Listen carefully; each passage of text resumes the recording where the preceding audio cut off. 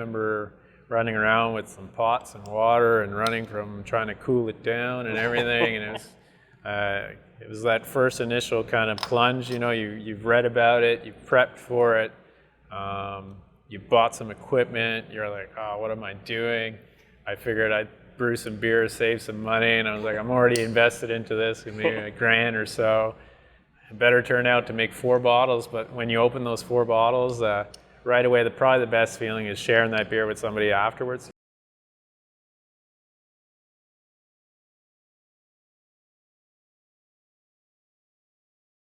Ladies and gentlemen, welcome back to All Beer Inside. I'm your not-so-humble host, Carp, and today we're in Rockland, Ontario, and joining us is co-owner and head brewer of Brauwerk Hoffman, Eric.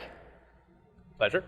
Thank you very much for hosting us today, taking time out of your schedule. We know you had a very busy day as of recording, as you had a car show, so let's enjoy some of your tasty beers, and we'll talk about your business, and we'll go from there. For sure. Awesome.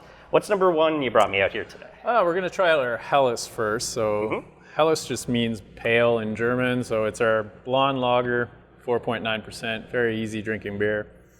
One of our, it's not our flagship beer, that would be the Pilsner, but the Helles is a close second to that beer. Awesome. As you do on the show, a toast, or Prost, since it's a German brewery. For sure, for sure.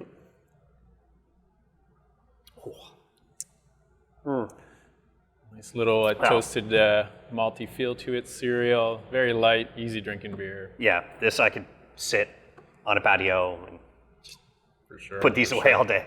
For sure. Available in steins at the brewery, one of the most popular formats here, of course, being a German-themed brewery. German-inspired brewery, for sure. You want a stein or two of this. That's awesome. So speaking of which, what's your beer story? What brought you to Brauwerk? What created the whole brand? And as much of the story as you want to give us. Sure. So first of all, the name, Brauwerk Hoffman. A lot of people ask us, why the name? What does it mean?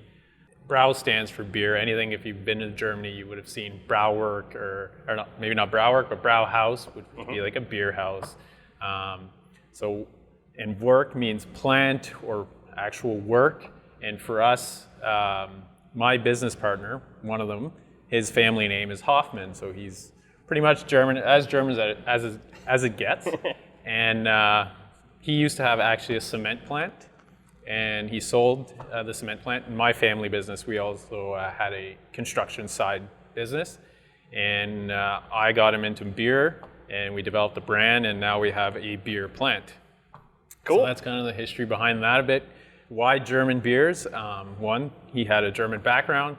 Me, when I finished school in Niagara quite a few years ago now, they go by pretty quick. We finished off with like about a month's worth of brewing in Germany and stuff at Weinsteffen, just north of Munich and Freising. And even before going, I had a pretty soft spot for German beers, German culture in general. I am not German. That's probably the question I get the most. I barely speak German. I used to be able to order beers and stuff in taverns, but as of now, I know German beer, but other than that, pretty limited my knowledge on it. Well, I mean, you're talking, for most people's knowledge, is Germany's beer. That's pretty much it. Germany equals beer for the most part, yes. Yeah, it's the Reinheitsgebot. Reinheitsgebot, the beer purity law. Yeah. It's pretty good. Which most of our beers follow, adhere to, I should say. Of course, if you keen eye, you've probably noticed a few Radlers and sour beers. So they do not, because there's an added ingredient in those, of course. I mean, even from what I understand, it's changing in Germany now too, where they're being a little more experimental, because you have to adapt to what the people want. For sure. There's some, it's more rare to see like 100% pure Reinheitsgebot beers. There's the big beer brands that do adhere to it, but for the most part, it's kind of a niche market now to say, I still adhere to the Reinheitsgebot. Yeah, no, I mean, the whole German style, like, it's one of my favorites too. I was in Cleveland, Ohio, and I saw Hofbrauhaus. I'm like, okay, and perfect Marzen time. It's like, oh my God, like, just everything kind of fell in, and Cleveland is a steel town. Like, it's a lot of German heritage there, so it's like, oh. And then when I discovered you guys through a friend, I'm like, I totally have to go. And it's great that you have a location in Ontario and Quebec too, which that must have been a little more complicated having on both sides of the border in a sense. So. Yeah, so the big story behind that, I'm not native of Rockland. I'm from about 2 hours west of here in a small little town Les Allumettes, or Chapeau as it's mostly known. Pembroke might ring a bell to some of your listeners. I'm on the Quebec side from there. And actually that first brewery, so we're two separate companies, but we share the same brand. We developed the brand together, put it that way, and the whole vision stays the same. But I always wanted to establish a brewery on the Ontario side. My girlfriend's from the area and stuff like that, and obviously she pulled me over here and put it that way. But Rockland's a beautiful place that I'm growing to love, put it that way. Well, you're also hop, skip, and a jump right to Quebec. You have the river, and then it's Quebec. Basically behind this wall that you guys can't see, but behind that wall, the river's basically there. Yeah, so that's great, and it's nice to see a couple of more guys are trying to get across Canada too. I'm sure if the opportunity arose, and hey, there's a place for us in Alberta, there's a place for us in BC, it's kind of making that brand across Canada known would be awesome, I'm sure. Yeah, there's always pros and cons to that. I don't necessarily want to get into like a franchise kind of thing, but at the same time, to see your beer go across Canada is always pretty cool and neat. Yeah. The Canadian Brewing Awards just came up. Did you guys enter anything? Or? I have not, to be honest. So we're fairly new here in Rockland. We established and we signed to this building in February 2020. We submitted building plans the week before COVID. I don't want to get into a whole COVID debate here, but essentially we sent our building documents to the town. Long story short, we got locked down. Finally got to building in summer of 2020, and we rushed construction, and we're actually able to open in November 2020. So our official opening day is November 2020. So in a few weeks from now, we'll be celebrating our 1-year anniversary here. So. That's awesome. Yeah, it blows my mind that more of you have opened during the pandemic than have closed. It's really impressive. Like yourselves, Saint-Baron in Quebec, Third Moon in Milton, Ontario. We keep seeing more and more of you guys open, and it's fantastic as people who love supporting local businesses, more local businesses open, that we can spend our money to some. I'd rather spend my money to you than some import from Germany that's not even real German beer. I could just spend it here. Yeah, no, for sure.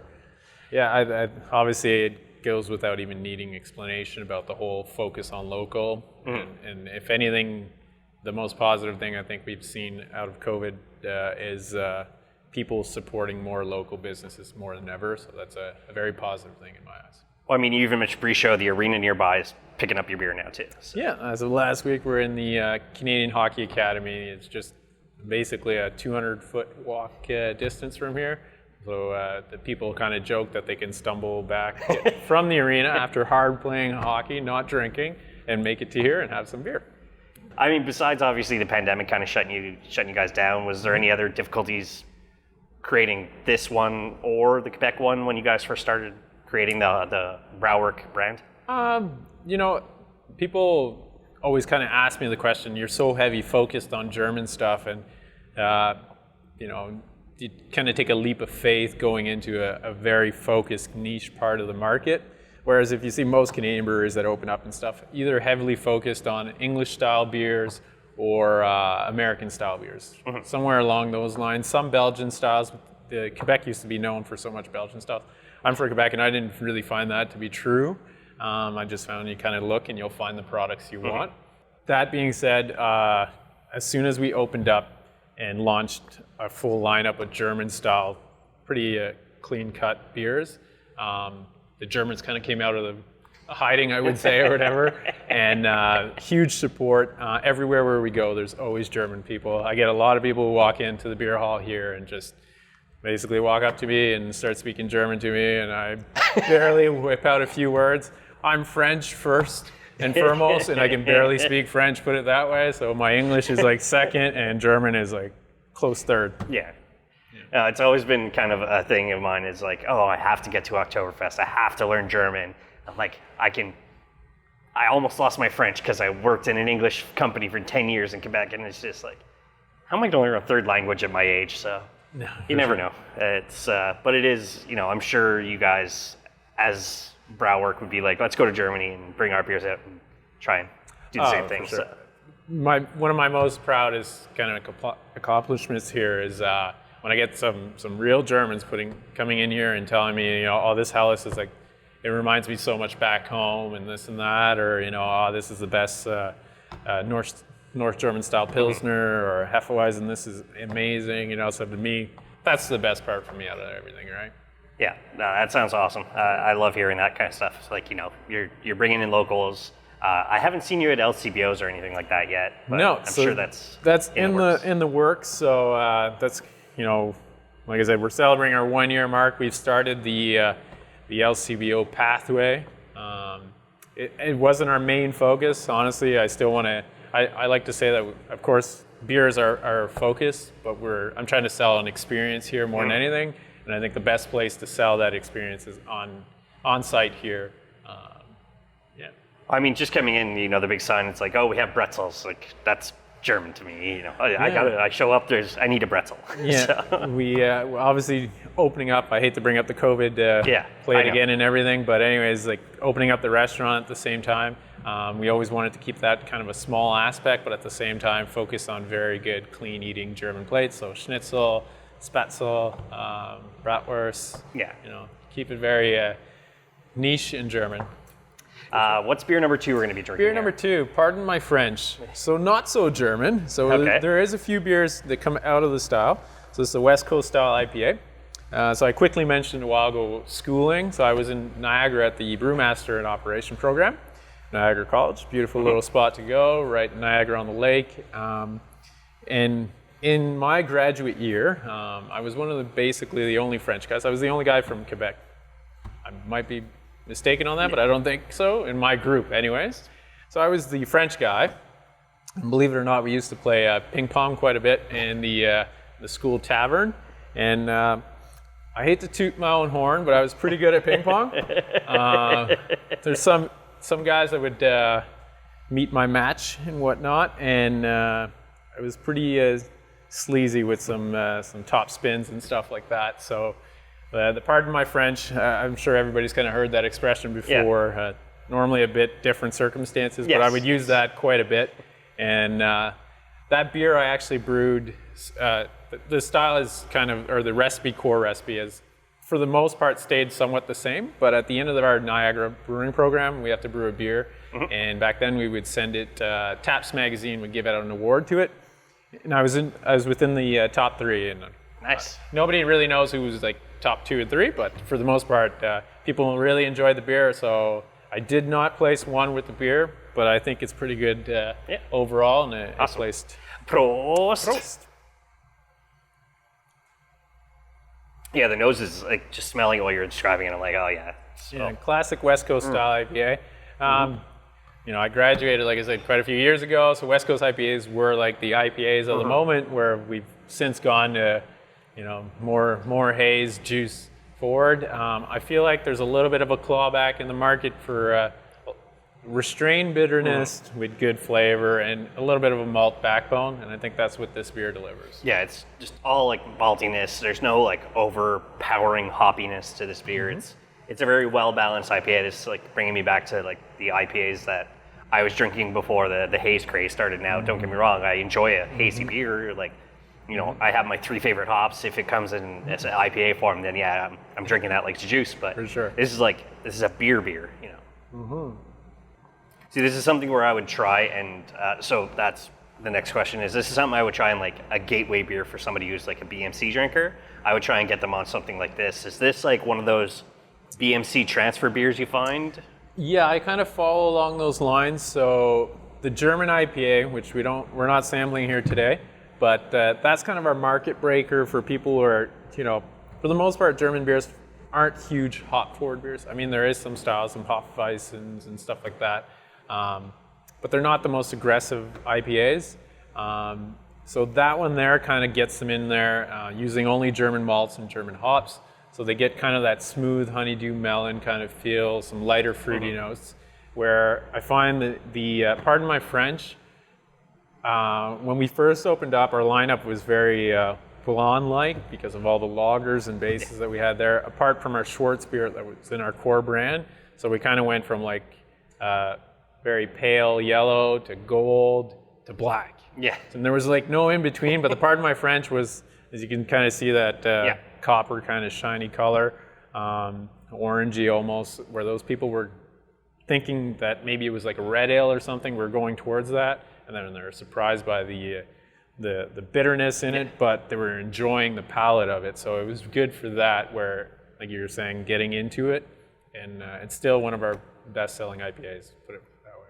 Yeah, I crush that beer. Like it's super tasty. It was the first beer out of all of our lineup that we launched specifically for the Rockland area. So well known, this area is very Franco Ontario area. So we ended up opening in November 2020, but our goal was September, to hit September 25th, which is coming up. The time of this recording next week is the 25th. So that's the big Franco Day. And we have little events planned around the brewery here. So that's the whole idea. That beer was to just say thanks to all the Franco people in this area that fight for the rights for us.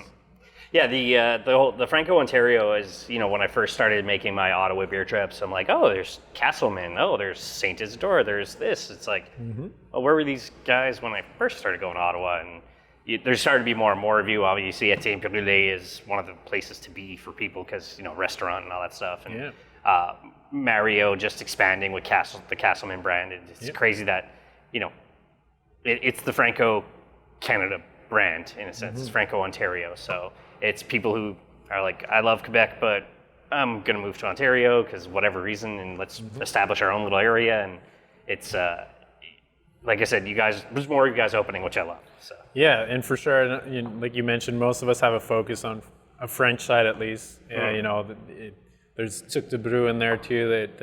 But like we're slowly becoming a little niche spot to kind of tour around, so it works out. There was a little event here over the summer, Brew and Chew, that the Prescott-Russell counties kind of put on, and it was kind of just a road tasting map for the area, so that was pretty neat for us. Speaking of that, somebody comes here, tries your beers, like friends in the area you suggest? Broken Stick, just not too far from here. They have a nice golf course if you're into golfing in the summer as well, and they got a nice little restaurant. Fortunately, I believe we interviewed them in March, so it wasn't really much golf time. No, not much golf time. I'm sure they had a beautiful summer. It was good golfing temperatures and whatnot. We're just like a 15-minute short ride from Orleans, so Stray Dog and all those guys, Dominion City, not too far, Orleans Brewing. We're all pretty friendly in the industry, like most people already know. Those are the guys I would definitely recommend, and it's a quick little pathway. And you're about half an hour from Parliament Hill. Going that way, so it makes a nice little drive. Even if you're coming out from Montreal, it's like an hour and a half, an hour and 45 minutes at the most drive down. You're in Ottawa in another half an hour, so it's a great location for that kind of stuff. I do preach that a lot. We're very lucky where we are. It's like, because you could do like Quebec City, Montreal, Ottawa, and then after Ottawa, continue to Toronto, and then once the land borders open again, make your way back to the U.S. We're very spoiled for good craft beer in our part of North America. Yeah, there's no reason why you should be going dry on your beer stocks in this area, for sure. Or even drinking the big boys. Like, come to one of you guys and spend your money here, and you're supporting local. You're, I'd rather all the time spend money at one of your places. For sure, we make. I think as a grand total, we're investing in our local economy quite a bit, and I think we should all be proud of that too. So. No, that was like one of the main components about when the pandemic happens. People are like, support local, and I look at you, I look at people, I'm like, I've been supporting local last decade. Because I've been craft beer. The only time I buy macro is when I'm playing sports, and unfortunately, playing sports and spending money on microbrewery is a little more expensive than macro. So no, for sure. That's really very rarely that they'll get my money. So I get that kind of question all the time. You don't drink this, whatever explicit word, water, this and that, and I'm also like a cattle farmer. So for me, I do get the odd Bud Light or this and that get thrown at me. I never turn down a beer. I'd like to say I'm proud of those beers too in that sense. I think they put out, the product that they put out is in that own category, and that's fine. And then I think what I tell people is people who normally come on site or consume our type of products, it's more of a quality over quantity kind of thing. You can sit down with friends, you don't drink a 2-4, but instead, you pick a 6-pack and you split 6 cans between 4 friends. it's just that whole social aspect of it and supporting local, like you said. Again, it's just being proud of something local is awesome. A friend of ours likes to use this kind of phrase. It's beer is a social lubricant. Oh, for sure. So it's a good way to put it that way. In many ways. Yeah. So you've already mentioned where the brewery name comes from, but the names of the beers and the labels, who came up with, obviously you stuck with some very, German IPA, Marzen, but then there's the Pardon My French, and there's a Berliner Sour. Who came up with the names? Who came up with the labeling? And it's such? pretty much just all of us in-house. So every beer you're seeing in front of you here has been pretty much developed by me. But I try to ask and talk around with my business partner too, and see what we want to launch yet. But for the most part, when you look at the names, most of them don't have a catchy name. True to German style, I think we're not too flashy. I just focus on more quality, consistent products. Lots of lagers on our menu, of course, but that's kind of the nature of the beast for German beers. Obviously a couple ales here and there. The whole deco and artwork of the labels, for the most part, we had an initial artworking studio that was German focused that worked with us. Our latest products coming out of Rockland, I want to support local too, so there's a local guy, Louis Size. This guy's awesome. I give him a rough sketch, and I mean a rough sketch because I am not an artist in those sense. People call me an artist for beer making. I'll nod to that, and I think it's more of a science to me and a labor of love. But at the same time, I kind of send him a rough sketch. I give him an idea. He gets back to me. We work it, and they turn out pretty good every time. I'm pretty proud of our labels. What made you decide on basically the German Eagle as one of your kind of label? It'd be the equivalent of the American bald eagle but for Germany and stuff. Yeah. It's a symbol that's been used countless times over there and stuff. Initially, when we went back and forth on it a bit, we had some malt, some hops wrapping around it. But again, keep it simple and plain, and people recognize it now. And for us, keep it that way. I think it's been good for us. Well, since it's this season, if the German Eagle had to take on a Canadian Goose, who do you think would take that one? I'd love to say the Goose. I think the Goose would put up a great fight. It's just not meant to be in that fight, unfortunately. Awesome. What's number 3 we're trying here? We have our Marzen here. So the original Oktoberfest beer. Mm-hmm.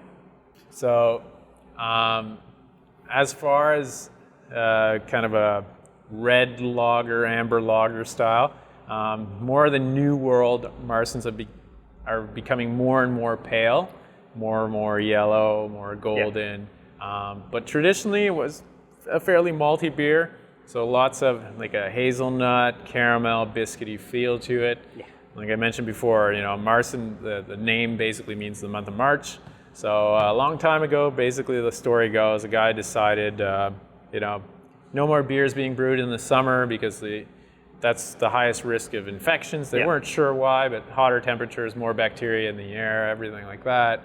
So the beer was brewed in the month of March, stored and lagered in caverns and whatnot over the course of the summer. With the arrival of the fall and the Oktoberfest, they would serve this beer by the truckloads, and people would enjoy it. Prost! Oh, yeah, that's a Marzen. Yeah, we've been waiting to come out with it. So what happened, I kind of shot myself in the foot a little bit. So come March, we were open. We had just reopened end of February, if you recall, back in 2021. And people were asking me, can you make a malty beer, but not as malty as your Schwarzbier? And I was like, yeah, sure. Coming up in March with St. Patty's Day, kind of the cliche is to make a dry stout or something along those lines. And red ales have always kind of been a soft spot other than the German beers for me. So I wanted to really launch one then, and when we did, and honestly popular among the French drinking community is La Russe. So that was, people really wanted that style of beer. And when I came out with it, like I said, shot myself in the foot because it was super popular, and I ended up brewing it twice where I just wanted to make a one-time, quick batch out for that season, but people just drank it so fast, and I had another batch whipped up anyways, and then it went by good. But then come and the beginning of May and whatnot, I had no more left. And then people were like, you got to make more. Yeah. And I was like, I want to keep the seasonal beers coming and whatnot. So every week people would kind of bug me, where's that red ale? Where's that red ale? And I said, I'll have something that'll be more malty for what you're looking for. And we launched it actually last week, obviously with everything Oktoberfest and beginning of fall. The weather kind of dropped a little bit. I mean, we're seeing a resurgence over this weekend, but perfect fall beer coming along. So. Yeah, that's a beautiful Marzen. That's the exact, that's the Marzen I'm looking for when I'm going to an Oktoberfest type festival, or what we used to have at the Atwater Market, obviously pre-pandemic, is there would be a beer tasting for a cause, and it would be like, oh yeah, it's $1 for $1 per ounce or whatever, and 50 cents goes to the Children's Hospital. I'm like, oh, I'm drinking for a cause. This is terrible. So that is one thing, the pandemic kicking, beer being a social thing, is not being able to do social activities is so frustrating. But the Mondial is returning in Quebec. I've seen beer festivals returning in Ontario as well. Obviously pandemic safe with restrictions. If we keep it going, I think we have a chance to kind of get past this. So. Get past this, get a few small, safe activities together, like you're mentioning. We kind of threw it out there a little bit there, but we are planning a little bit of a Franco week next week, but then next month, I think people are going to be bombarded a bit in the next 2 or 3 weeks with Oktoberfest events. Our sister company on the Quebec side is actually doing their own Oktoberfest, so we didn't want to go ahead and compete with their own brand and whatnot, so I'm letting them go. They have a beautiful beer garden there on the Quebec side, so if you have the chance to go visit, definitely do. And then I think mid-October we'll do something a bit smaller in-house here.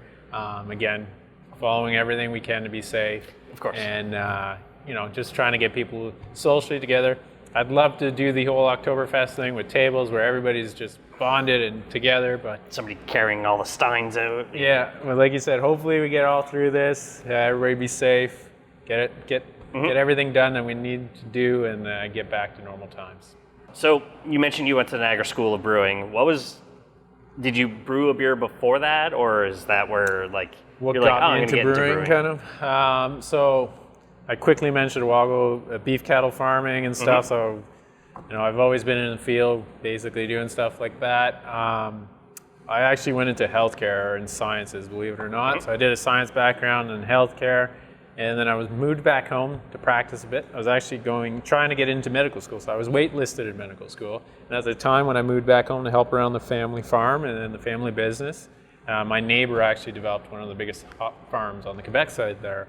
And they called me in one day. So our construction business is water well drilling and pump installations and stuff. And they had a water break. So I went and helped them. And turns out I stayed for the next 2 summers to help them with their hop harvest and stuff. So I was already starting to homebrew a bit at that point. It was kind of the new thing to do.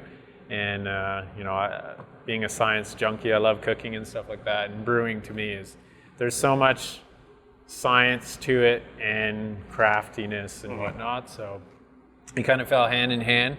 So I started doing that, and then I was debating what to do next in my career. I was still, I had been 2 years kind of doing medical interviews.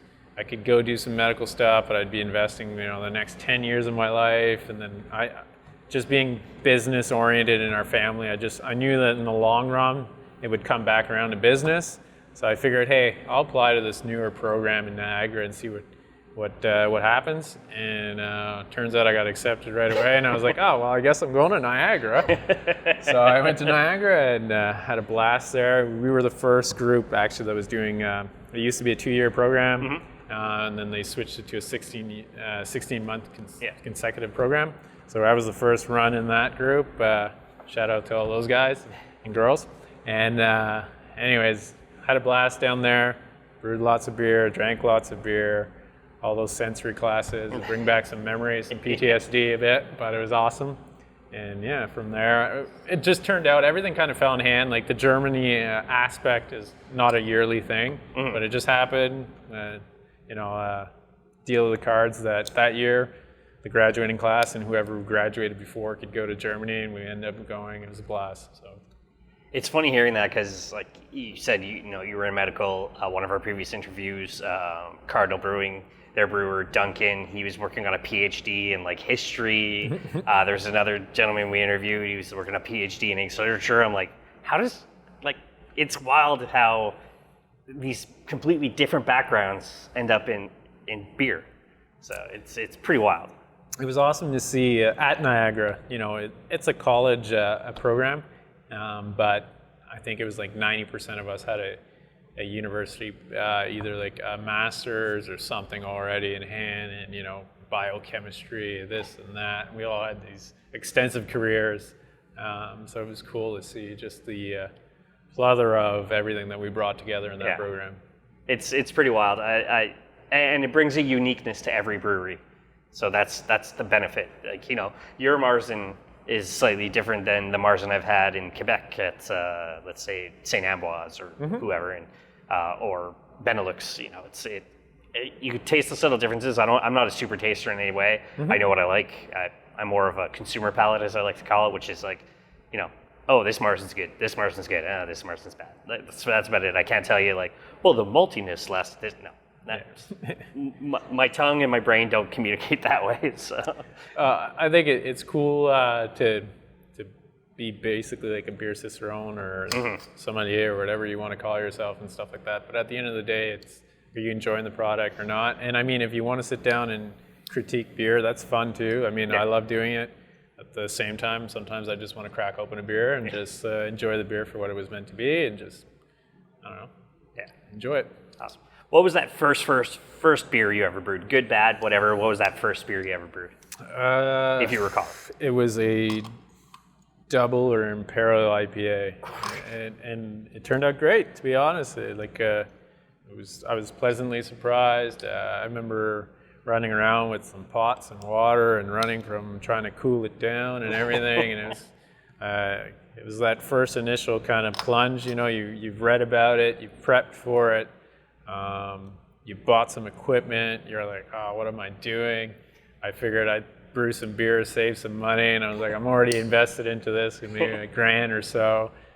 It better turn out to make 4 bottles, but when you open those 4 bottles, right away, probably the best feeling is sharing that beer with somebody afterwards. You don't want to share the first bottle with anybody because you're like, I got to make sure it's actually drinkable and whatnot.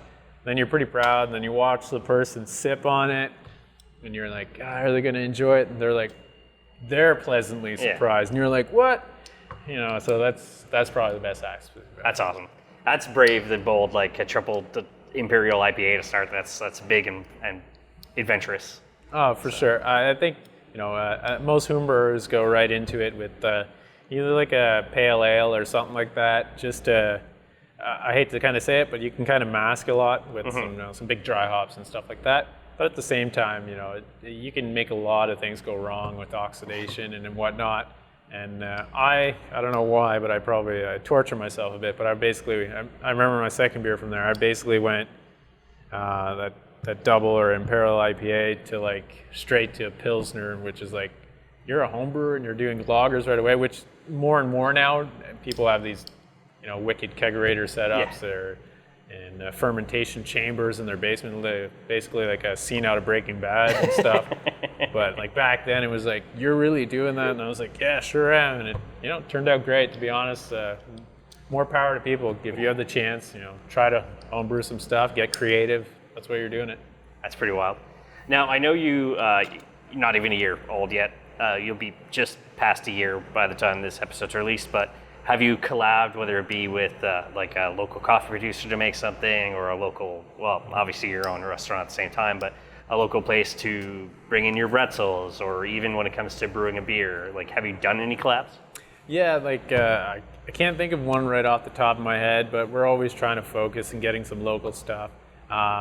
Recently, I have a good friend of mine, actually the owner of the hop yard there. She also works a contract with Lallemand Yeast and stuff. I mean, it's a multi-global size yeast company, but they're launching a new Belgian-style farmhouse yeast over the summer. So we kind of came out with that French saison style. So you know that we've tried to use mostly local ingredients when we can.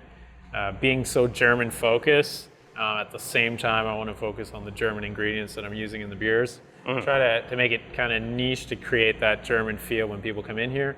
But I'm always for it, and I can't wait to work more locally with people on that kind of stuff. The other brewery, we brewed some beers with some local honey and stuff like that. So it's always niche, and people love it, and they come in, they love that whole side of thing. And you mentioned really quick, like our food in-house and stuff. So we hired a local chef, and it's kind of a clean slate for him, go crazy. Here's the guidelines, try to make these German food, and he's been awesome. We've been ordering all this local produce and stuff and making it from scratch in-house. We love it. And you hear it from our customers and our clients, right? The people come in and they're just happy to have something in Rockland, local and stuff, so it's awesome. And as you mentioned pre-show, when people do order food, that they actually kind of give a suggestion of what beers they could associate that meal with? Yeah, so like our servers in-house do a great job. Hats off to them. They're like new to the industry and stuff, and with very little training, with no big background in beer and stuff, but you kind of give them some guidelines. They're great. People come in here and they're not sure. I mean, some of these German names can be pretty intimidating if you don't know. Schwarzbier, what is that? What do we do with that? Hefeweizen, people don't even want to pronounce the styles of beer. Sometimes they get a little worried. So, I just want a white beer. Yeah. Do you have something that has wheat in it? Yeah, that one there. So our servers are great at making people feel comfortable pairing. We have a new fall menu rolling out shortly, and we're putting a big emphasis on pairing the beers with it. A lot of our, we had this French onion soup that was made with our Pardon My French, and it's been, a huge hit. And we made cheese sauces with other of our beers. People love it.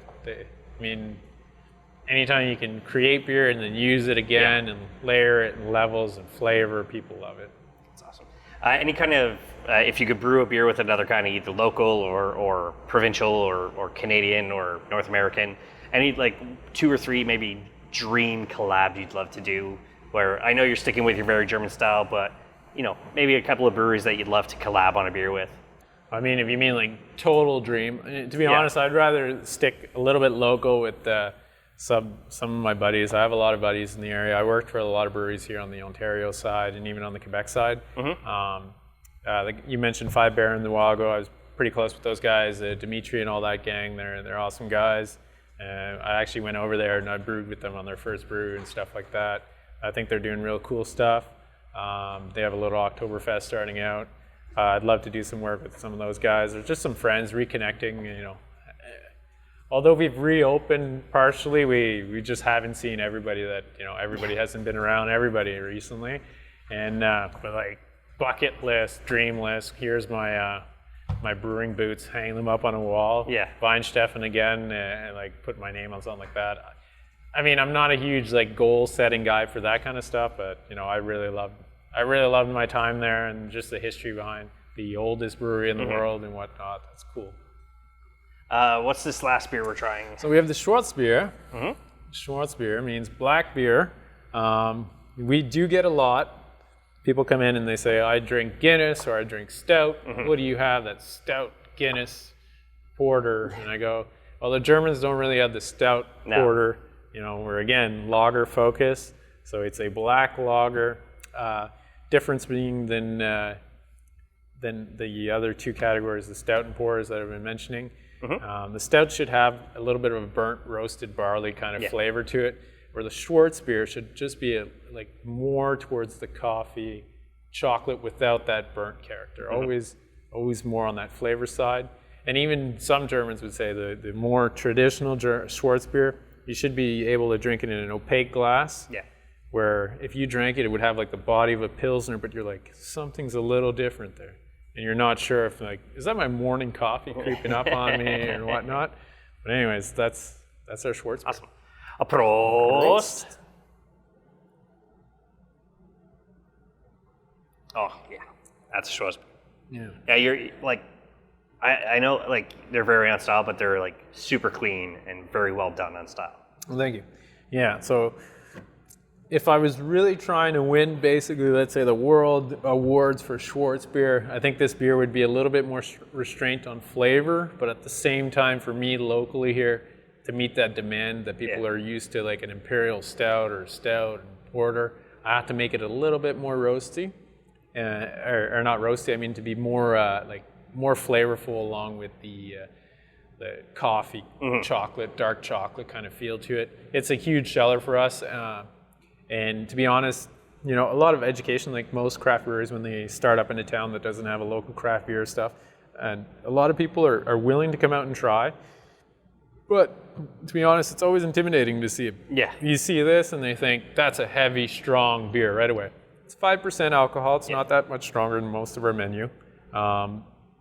And people try it in a flight. And like I said, they're intimidated by names, and they order Schwarzbier, and then they see it come out and they go, oh no, I ordered a black beer. And then they try it and they're like, can I have a pint you know, of the Schwarzbier? They love it. We had a Valentine's Day package in the month of February, and paired it with a local bakery that was making some chocolate cakes for us and stuff. People loved it, and you know, it's a fan favorite here as well. No, like I said, your beers are all like consistent. They're really tasty. I can, you know, like you said, it's all local stuff. It's all local hops, local malts, and it's just, you taste it in the beer, and I can also, like, it's your passion of the beer too. You can get it in the taste. So for sure, it's kind of, I'd rather not be in this industry if I wasn't focused on those things. You know, at the end of the day, I want to keep the lights on, pay the bills and everything, but at the same time, if that meant you know, just throwing all away my values in the industry and stuff, I wouldn't be doing it. That's super important too. So it's good to hear that, and obviously, like I said, I could taste that too. So, so one question I like to ask is, when things are settled, you actually have time to take a vacation, and you're able to go on a plane for as many hours as you want without a mask or whatever. It's like a beercation you've never been on that you'd love to go on. Unfortunately, when I went to Germany, a lot of my friends continued the tour and went through.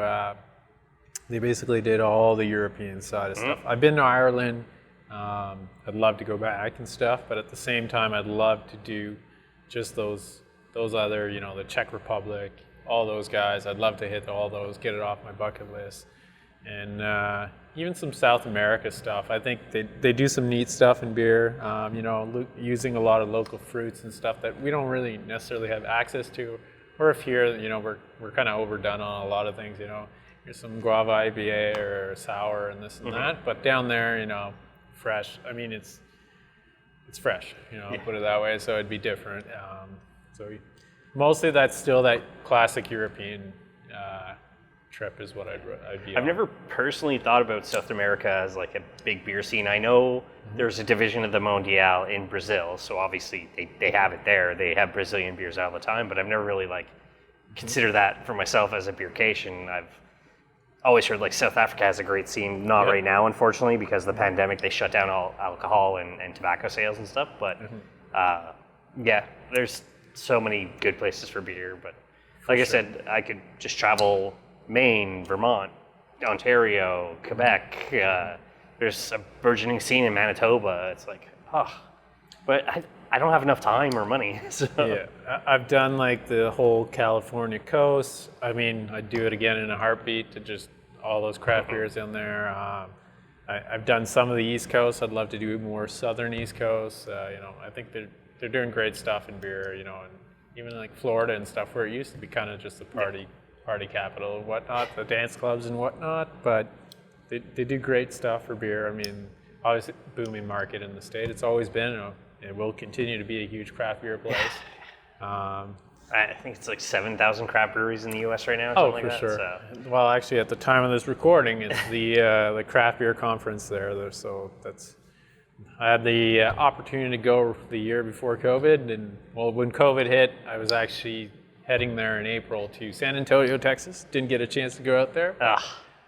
Once everything settles and the dust is settled, I'll definitely be going down that way too for beer. Yeah, I mean, beer. My trips are planned around normally something, but to be honest, there's always beer lingering around there, and we fit it in the itinerary.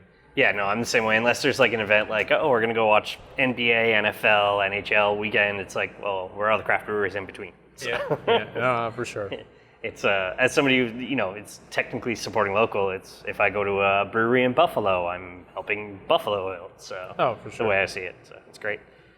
So kind of what's next for the Brauwerk brand? Do you find? Brauwerk brand. I think to be honest, the biggest thing is obviously on the horizon is people are asking for our products to be distributed more. Mm-hmm. So some LCBO stuff. We didn't put on a huge focus on getting into restaurants and stuff. I know a lot of my friends in the industry were hurting and everything. Like most businesses put it that way, but I think the hospitality industry has kind of taken the biggest hit out of all this. So I didn't want to put anything on pressure on them in helping, but people have been requesting our beers, so to get our beers out that way for sure. And then I'm hoping dust settles everything by next year. We have big events planned for the area. We really want to bring more beer culture here to Rockland and stuff. So with Oktoberfest when I was in Germany, we had Frühlingfest, right? The spring, basically the Oktoberfest of the spring, Frühlingfest. So all that kind of stuff. Just working with the locals and stuff, and I think that's what's the most important out of all this. It's just. Yeah. I look forward to next year you guys having a big giant tent and an umpa band and steins going out en masse. So I'm hoping, knock on wood, hopefully next year those big tents and everything. We, as where I live in Montreal, we lost one of our big Oktoberfests at the McCausland Brewery because they built condos and people complained. There's condos really far that way, so I don't think they'll complain if you guys have a big giant tent and you're trying to bring in the folks to drink. And sure. Hey, you live right there, walk over, drink some beer, and then go home. So no, for sure. The town has been great with us. I think everybody, the locals, everybody wants to support us for stuff like that. Like you said, we had a car show today. There must have been, it wasn't just we're in an industrial complex here, but there was about 1,500 people. Everybody being safe, keeping distances, looking at cars, coming in, grabbing beer, going and stuff. So that's been great, the support. We have a nice spot with the double arena next door, the soccer field. So the idea, the dream and the vision is that big beer tent there on the side, food vendors, all local stuff. That'd be great. You're going to have to try and compete with Kitchener as the next biggest Oktoberfest in Ontario. We got a lot of Germans there for sure. So that'd be either compete or, to me, it's bring them in for a weekend. There you go. That's even better. Yeah. Awesome. This has been a fantastic talk. Great beer. Really appreciate you once again taking time out of your schedule. I have no other questions. Let the audience know where they can find you. We're in Rockland, in beautiful Rockland, I should say. So 733 Unit 5 Rue Industrielle is where we are.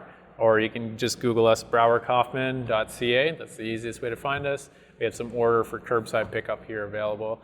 If you want to visit the other beautiful brewery on the Quebec side, they're on Campbell's Bay, Quebec. So about a 2.5 hour drive from Montreal, or about an hour and 40-minute drive from Ottawa. And we're just 30 minutes out of Ottawa, or about an hour and 45 minutes from Montreal. Awesome. So all that's going to be in the show notes, along with the social media. So find them on Facebook, Instagram, and all the other good stuff. As for us, we're allbeerinside.com is the website, at allbeerinside on all social media. And as I say at the end of all episodes, drink craft, not crap.